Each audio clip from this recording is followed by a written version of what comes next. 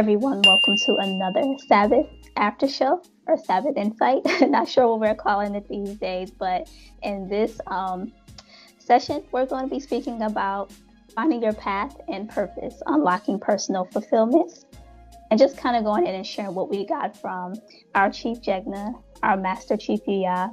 He spoke about this for one of the Sabbath Insights, and I think this is a really good segment only because for those who have been listening for a while, it probably would take you back to some of the older segments, on Enlightenment Transformation and Blog Talk Radio. It reminds me of those segments, Underground Thursdays and Foundational Fridays and She Speaks shows. So I would just start off with the first thing that I jotted down that stuck out was he spoke about like the Tao a little bit. And that was actually personally one of my favorite segments because like being able to go with the flow. But in this segment, he tied it into being guided by the Creator, which is something actually that I've really been sitting with these days and really actively applying and trying to follow and to gain the wisdom of that. But I would say he spoke about it, and I'll just read it. He says sometimes we get to a certain point in our journey where we just push right through things. We don't sit back and be like, oh, that's unfair, or we don't waste time with those sort of thoughts. Why did that happen to me? We just push through it. We overcome it, and we understand that overcoming our own obstacles is a matter of our own choice. So that piece, it being our choice to make changes, that stuck out to me because I think it does take away from a victim mindset. Because when you say, what's this? Why is this happening to me? But it's like, do we all not have free will to be able to make choices? So we can't really sit back and wonder why things are happening when we all been given free will. So that ability to make a choice. And I think sometimes we unconsciously make choices without consciously thinking. But I think there are times where we do make conscious choices and we know exactly what we're doing. And we have to own all of it, whether we were conscious of it, not conscious of it. Either way, it was our personal choice to do what we did or, think the things that we did, have the emotions that we have. So that was the first thing that stuck out. When you shared that, I thought about, I'm going to paraphrase because I cannot quote, but I think in our one of our recent study sessions, we had someone to come in and kind of share some things with us. And I know he talked about like just pretty much following Torah. I'm going to say Torah, right? The word, what it is that we're supposed to do as children of the Most High. And when you don't do what you're supposed to do, how there are natural laws in the universe. And it's like when you don't do what you're supposed to do, there are natural consequences for your actions. So I think about when you say like, why did this happen to me? Or, our choices that we make, it goes back to like just having that knowledge of what are the laws, what are the statutes, what are the commandments, and, really taking that to heart and really applying them, in our day-to-day walk. And I think about like, some people, well, like children, for instance, they don't know certain things, right? But they come into the knowledge of that thing. Like, it's just like, okay, if you have a child and they put their hand in the socket, very classic example, right? And you tell them, don't do that. If you do that, you're going to electrocute yourself, right? Right. But they choose to do it anyway. Well, the consequences of you putting your fingers in the socket, you're going to get electrocuted. Right. So it's like, okay, not to do that again. But if you go back and do it again, it's kind of like, well, you caused whatever the results are. You caused that on yourself. So I think about that. That's just just simple example we all have heard, right? So yeah. As you was sharing, I thought about not using Yah's name in vain. That was something that I looked into because it kept coming to me like, what does it mean when somebody used God's name in vain? What does that mean? Because I had a certain inkling that it probably meant that I shouldn't say it probably meant, I had a question that I needed to answer. And I was thinking about people who say, well, the Most High told me to do this, or God told me to do this, but they're not following any of the laws. And I wondered, I had asked myself a question. I was like, is that using God's name in vain when people do that? So I had to go and look. And because it's like, if you're saying that the Most High told you to do something, but you don't follow anything else, then it's like, are you using God as an excuse to do something that you maybe want to do? That's according to your own will and not what the Most High really wants you to do. So that's what came to my mind, because I was like, okay, it may not just, well, there were different forms. It was you can use Yah's name in vain by of course using curse words, swearing, making false promises, saying that you're going to do something, and you swear by God, like saying things like that but not following through. Or when you get in a situation, you're like, I promise I'm never going to do this again, and so it's like you're using God's name in vain, as if it's like a joke. So it's like, what type of relationship is that? Because I think that is reflective too in our own relationships in life as well. Because it's like, if you're making false promises to the Most High Yah, then what type of promises are you making to other people? I'm pretty sure you're doing the same thing. So, yeah, that's what came to my mind when you shared that. But I think another thing that stuck out with uncovering purpose was, I'll go back to the Tao when he spoke about, like, we fight against the current. And a lot of times when we do that, we feel out of control, like we're not in control. And that is another lesson that has like hit me with a ton of bricks once again, because that has always been my thing in life. Living a life of fear, you just always want to control everything so you're not in uncomfortable situations, or so that you don't have to face what you fear. So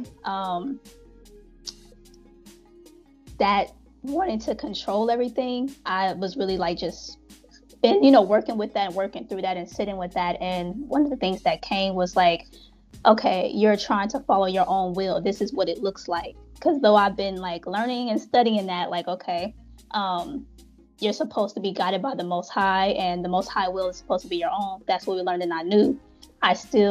Me trying to control, making that connection of like, that's you trying to follow your own will because you're trying to control something, and needing to really just sit back and realize, like, you are not the orchestrator of this. And I think sometimes we can like know certain things, but it's not until like you're hit with that like wisdom of like, okay, would you get this lesson already? Like, and something bad has to happen for it to really be pounded in. So that was I really appreciated like hearing, like listening to this particular segment, because and he spoke about like how we lose our ability to trust too when we're trying to control things. So it also made me like pull on different scriptures about trusting the Most High Yah, and how Yah blesses those who trust him. And there's a surrendering of like, okay, I'm just going to allow you to guide me, and really doing that, not just saying like, oh, the Most High guides me, the Most High leads me. It's like, is that really like happening? Are you really doing that? Or are you just saying that? So yeah, so that piece of control and needing to learning to trust the Most High Yah, and I think it does to spill over into our ability to be able to trust other people, trust ourselves, and all of that. But I can just keep going on and on, but I'll just stop right there. It brought an example to mind. When you talk about trusting, having trust, and purpose. So I think about there was a time I went skydiving, right? I'd never been in an airplane before. I think I shared the story with you, but I had never been in an airplane before. First time I'm going skydiving. And I went with someone, and they were freaking out. they was freaking out. They was like, I want to go skydiving, but then when it was time to go, they were freaking out. And I remember saying to myself quietly before, getting to go through the experience, like, okay, I'm not going to not enjoy this experience. And I was just like, whatever, it happens. Like, because I'm like, I want to experience this.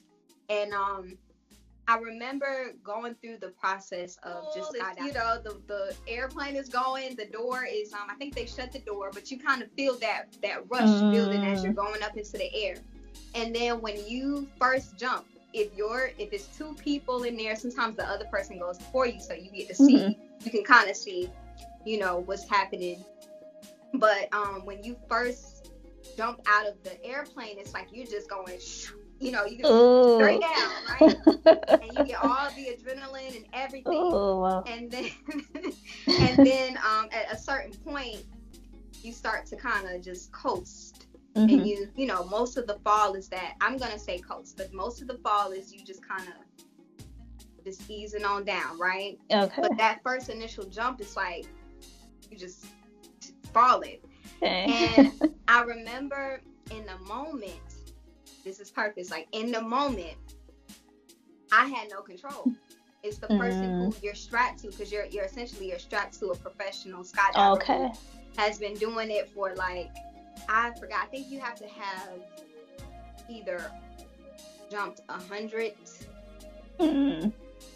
I don't want to say the wrong number. It could be 100,000, or like you have to have jumped so many thousands of times to be considered a professional skydiver, like a person who could actually do these jumps. And so when you're in that position, you're not in control. The only thing you might be in control is when you're ready for him to pull the it's like you pull the strap, and that's when you start to glide. That's when they kind of let the thing, I don't know what to call it. The parachute. Oh gosh. Yeah. And you start to, you know, but essentially I remember in the moment, like, I was like, all right, I gotta just, you know, just enjoy the fall. I'm not in control, and the only way for me to actually enjoy this moment is I have to let go and surrender and know that I can't control this, and know that this professional has been doing it way more than I have, and they got me. They're gonna make sure I'm okay, because I'm pretty sure the last thing they want is to die. Yeah, right. So now I'm coming down, just having a good old fall. I look, and the person who I went with, they just and they had to end up like they jumped before me, but I landed before them.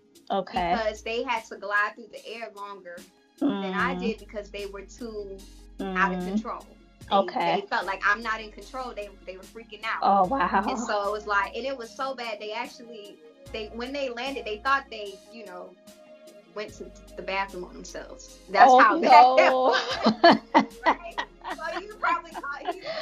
Oh no. The instructor has to smell all of that, and it's like, yeah. So embarrassing. I was like, we're never coming back here again. Oh, but you know, I'm just saying, you caught him on an unnecessary mess, because you're out of control. You feel like you're out of control. I want to be in control. But that was a lesson. That was like my first, I would say, my rites of passage of learning, like, you know, that's life. You know, you have to just be present if you really want to enjoy it.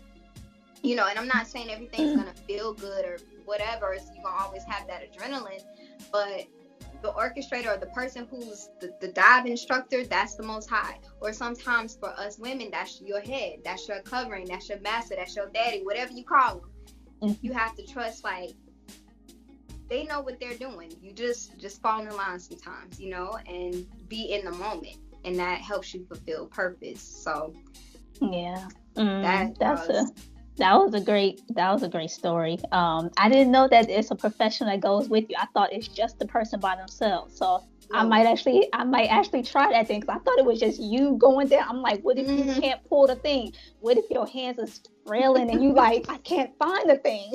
You know. Yeah, if I was going down by myself, you would have never met me, because that would have been a hot mess. It would have been a hot mess. But yeah, it was a cool experience, and for me, like I said, that having being my first time I was ever on a plane, you know. So imagine, like, you get that out the way, then when it's time to actually ride on a plane for 2 hours, it's like nothing, because I done jumped out of one. So, you know, but I have met people who were literally afraid to just ride on planes, you know. And sometimes you miss out on certain things in life, because you can travel to, you know, where you need to be or whatever. I'm just saying, like, you know, if you're not present in the moment, or allow yourself to go through whatever it is you need to go through, so that you can get to whatever your purpose is. Sometimes, because you want to be in control. So Yeah, absolutely. Uh, it kind of ties into what I was going to share next. And Master was saying that we fight against death and change because we're afraid. So, and you mentioned the jumping out of the airplane. But the example that he used was like the waterfall, jumping over the the waterfall, allowing yourself to just fall down.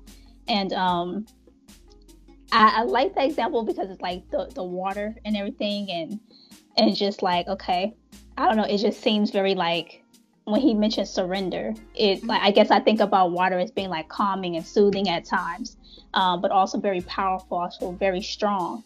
And so just kind of like falling down into the waterfall, it just made me think of like that surrender aspect of like, okay, like you feel like you may die when you just jump off and the ledge like that. And he was saying that we cling to life, the life that we had before, which creates more pain. So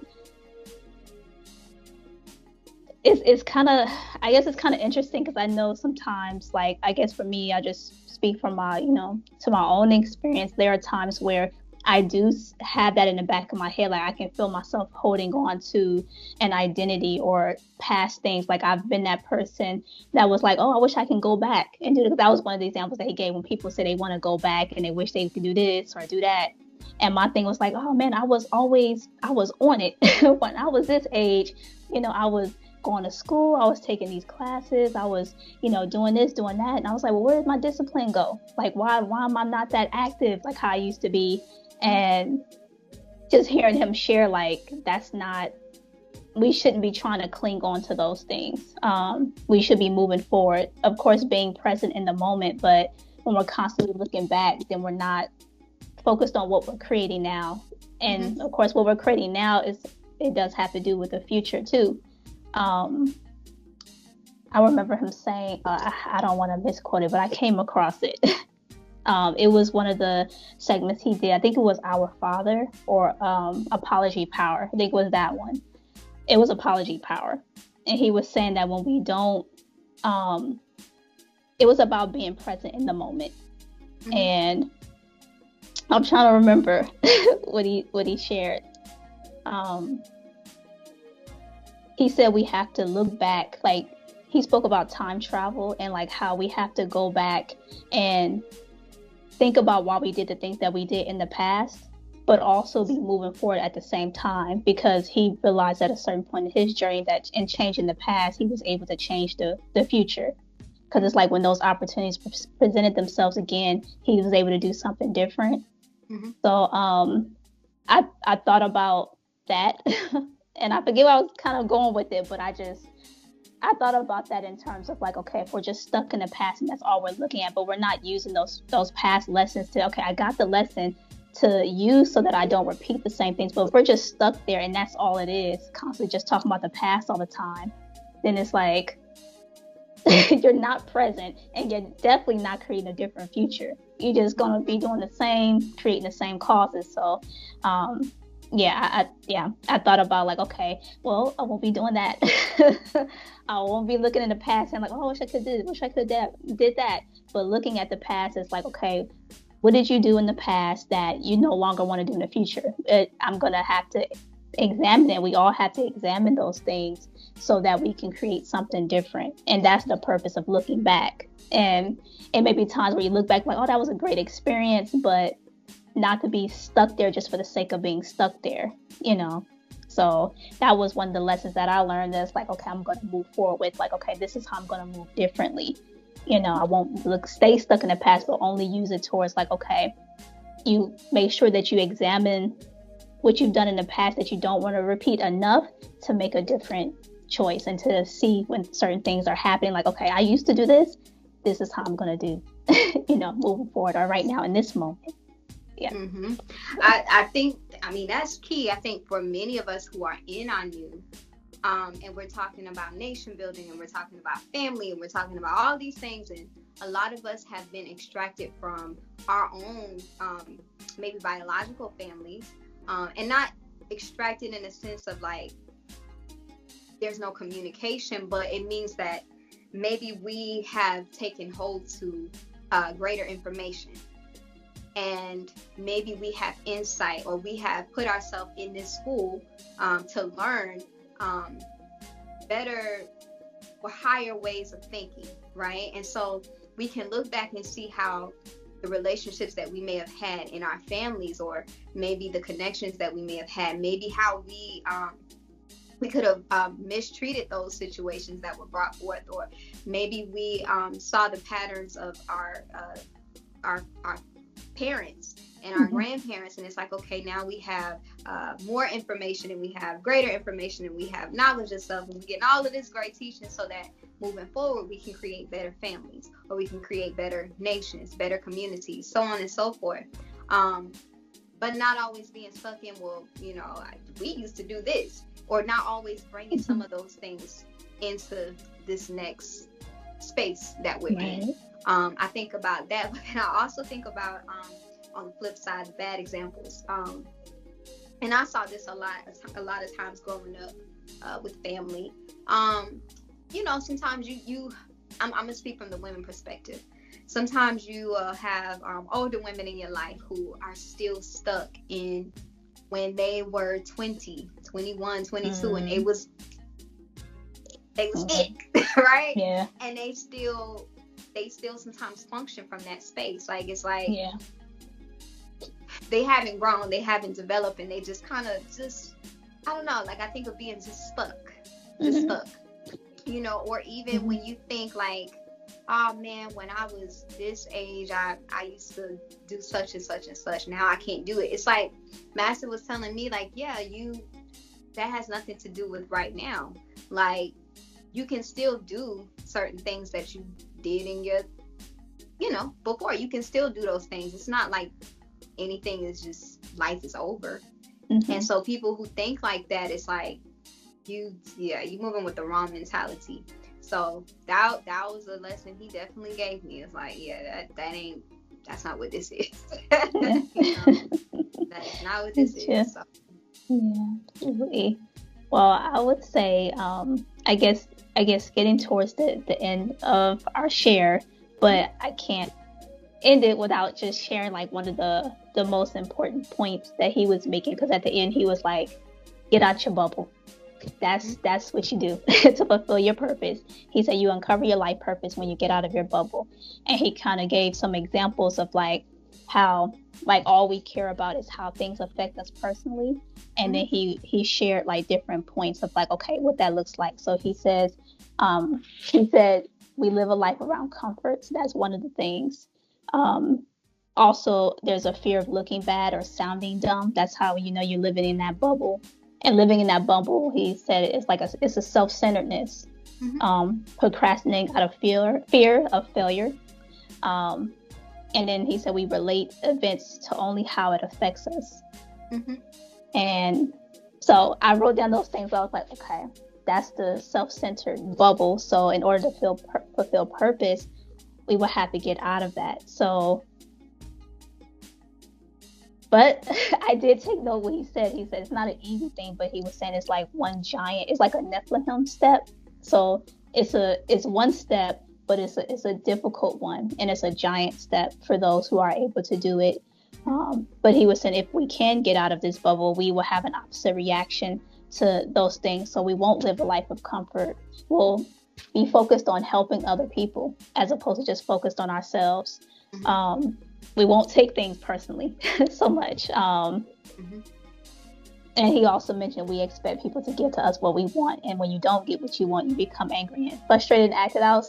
And you act out. So you do the opposite of those things when you're not inside that bubble. And the only reason people behave that way is because they're in that bubble. So to me, that was another valuable piece. It's like, okay, now you know what to do.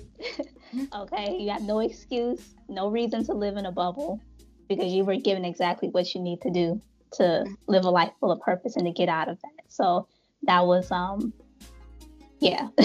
to take and actually apply as well.